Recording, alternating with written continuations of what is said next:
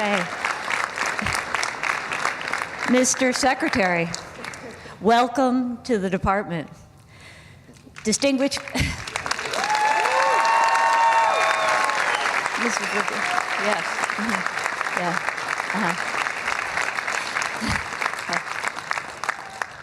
Want to give a special greeting to Mrs. Rubio. Yes.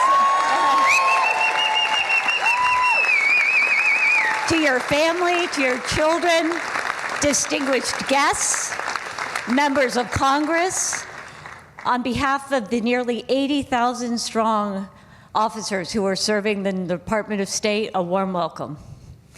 Mr.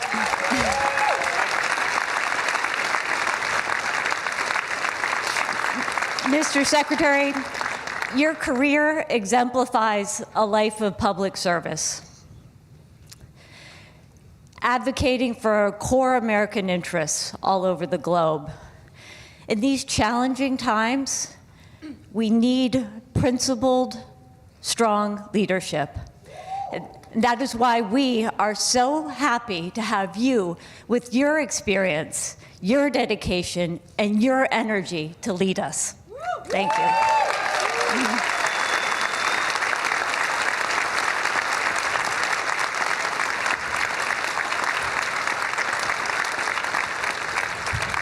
Your team, who are obviously very happy to see you, have proudly supported so many of your trips abroad, where you've advanced security in the Middle East, helped us to sustain our counterterrorism fight, and inspired so many with your walk across the Simón Bolívar Bridge. Mr. Secretary, the men and women of this department are ready to get to work, advancing the agenda of President Trump and of yourself. And with that, I will welcome you to the Department of State. Colleagues, the 72nd Secretary of State, Marco Rubio. Thank you. Thank you.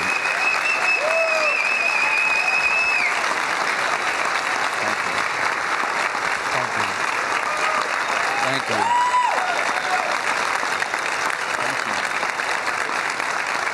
Thank you. Thank you so much. Thank you. It's a blessing and an honor to be with all of you today. And I want to introduce you to my family. I want you to meet them. We've been able to manage them for the last 20-some years and counting. And so I said this earlier today when the Vice President swore me in. My most important job, I believe the most important job any of us will ever have, is the job we do at home. And I don't mean that both here at home domestically in our politics, but in our lives. And I'm very proud of my wife, my 4 children, and their support. My wife, Jeanette, who...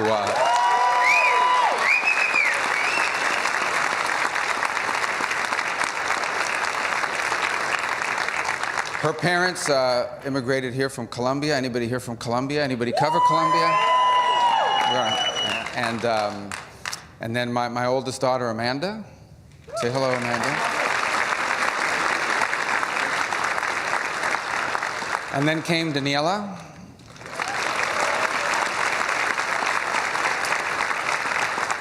And now Anthony. And our youngest, Dominic. So these three are in school, meaning, you know, college and even jobs. We're still working. He's doing good. He's a junior in high school, and obviously my family beyond that is here, who made this possible. Jeanette's mom, Maria, is here, and my sisters Barbara and Veronica are here, and a lot of friends that came from Miami who joined us here today, and I'm grateful.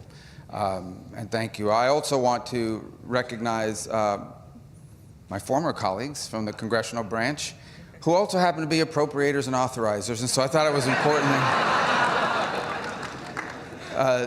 3 people who I've known for a long time, and by coincidence, Florida is very well represented in the authorization and appropriations in the House. Mario Diaz-Balart, who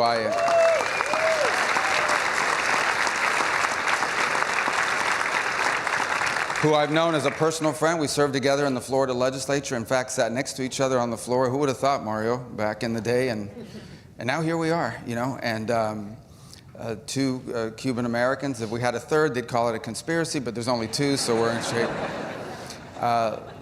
Congresswoman Lois Frankel, we also served in the legislature together. Again, I know this.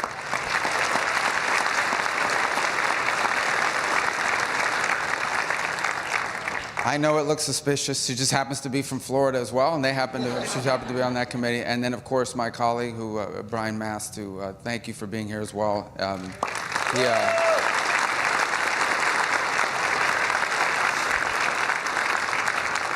I have asked them as a personal favor to be nice to each of you who we send over to testify and appear before their committees. So, and to be nice to us when they write those appropriations bills and pass those laws. But we are great. I'm really grateful you would join us because our partnership will be critically important. I want to thank President Trump for nominating me. This is an extraordinary honor and a privilege to serve in this role, to be here, frankly, to oversee the greatest, the most effective, the most talented, the most experienced diplomatic corps in the history of the world resides in this building.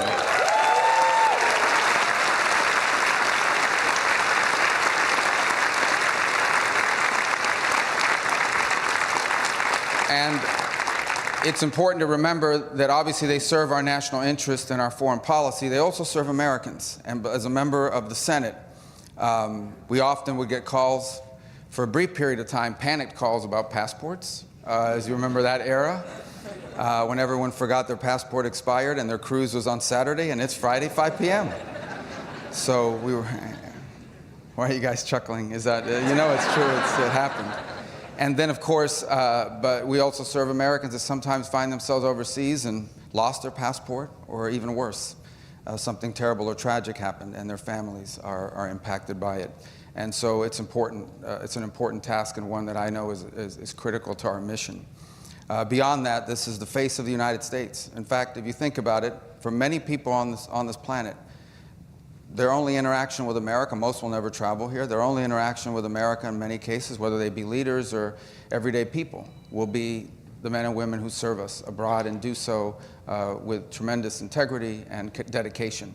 They are literally the face of our country, whether it's through the aid we've provided or through the services. I also want to say hello. Is this being live streamed somewhere? Are people watching this on all of our missions? Good. I want to thank them. I know they can't be with us here today, and depending on where they are in the world, it's probably not as cold as it's been, at least for a Floridian. So I also think the brilliance of this organization shows by hosting these events indoors, which it's already showing, and we're grateful for that as well.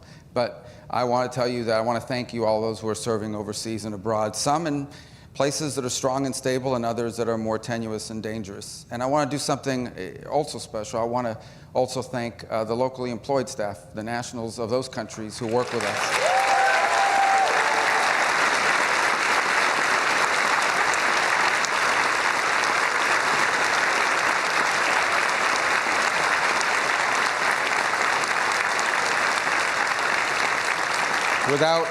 Without their help, without their support, it would be impossible for us to conduct our mission. And in many ways, years later, I've literally run into people in the United States that are either conducting business or visiting as tourists or what have you, and they will tell me they were locally employed they were local employees of our missions abroad, and as a result, their love for our country is never ending. I am new to this department. Today is my first day on the job, literally, but I am not a stranger to it. I've interacted with many of you, both in my travels abroad and in our daily functions. My job now is different, and our job in some ways will be different. In our republic, the voters decide the course of our nation, both domestically and abroad, and they have elected Donald J. Trump as our president when it comes to foreign policy on a very clear mission. And that mission is to ensure that our foreign policy is centered on one thing, and that is the advancement of our national interest, which they have clearly defined through his campaign as anything that makes us stronger or safer or more prosperous. And that will be our mission. That will be our job across the world, is to ensure that we have a foreign policy that advances the national interest of the United States. I expect every nation on earth to advance their national interests. And in those instances, and I hope there will be many, in which our national interest and theirs align, we look forward to working with them. This is in many ways, and again it was referenced by President Trump yesterday in his speech, that he designs, that his overriding goal for global policy is the promotion of peace, the avoidance of conflict. And no agency will be more critical in that regard than this one. In fact, it's its founding principle and purpose. And that's what we endeavor to do. to promote peace around the world because that's in our national interest. Without peace, it is hard to be a strong nation, a prosperous nation, and one that is better off. But there will also be challenges. We recognize that there will be those times, unfortunately, as humans interact with one another because of our nature. But there will be conflict. We will seek to prevent them and avoid them, but never at the expense of our national security, never at the expense of our national interest, and never at the expense of our core values as a nation and as a people. We are, at the end of the day, a nation founded on a powerful principle. And that powerful principle is that all men are created equal, because our rights come from God, our Creator, not from our laws, not from our governments. And we hope the entire world can one day live under that, and we will always, always be strong defenders of that principle. Never at the expense of our national interest, never at the expense of pragmatic foreign policy, never at the expense of the reality that oftentimes in foreign policy, our choices are not between a bad option and a good option. Sometimes in foreign relations, our options are two bad ones, and we're just trying to figure out which one of them is least bad. And that's unfortunate, but it is true. And that's a tough job. It's our job, and we'll seek to do it right and well. That is the core mission of this agency, and it will be the core mission while Donald Trump is president, and we will be effective on his behalf. I also want this agency to be, and I don't mean, not that it's irrelevant now, but I want it to be where it belongs. I want the Department of State to be at the center of how America engages the world. Not just how we execute on it, but on how we formulate it. Some of the brightest minds in foreign policy reside within this building and within this government. And we need to ensure that we have an environment here that's conducive to creativity, to boldness, to new ideas, to recognizing the dynamic world in which we live, one that is changing faster than it has ever changed before. And we need to be ahead of it. When the time comes for the principals to gather, or even deputies, I want the Department of State to have the best ideas and the best options available for the president. And then I want us to be able to execute them better than any agency in our government. That will also be a task of mine. I have watched from the congressional side from time to time administrations in both parties, in which sometimes the Department of State has been sort of relegated to a secondary role because some other agency can move faster or seems to be bolder or more creative. It's not your fault, but we're going to change that. We want to be at the centerpiece. We want to be at the core of how we formulate foreign policy, because we're going to have the best ideas of any agency, and because we're going to execute it better and faster and more effectively than any other agency in our government. And I know we have the right team to do it. There's no other agency in the world, there's no other agency in our government that I'd rather lead, because of the talent that's collected here in this room and those watching around the world. That will be our mission, and I hope we'll be able to do it together.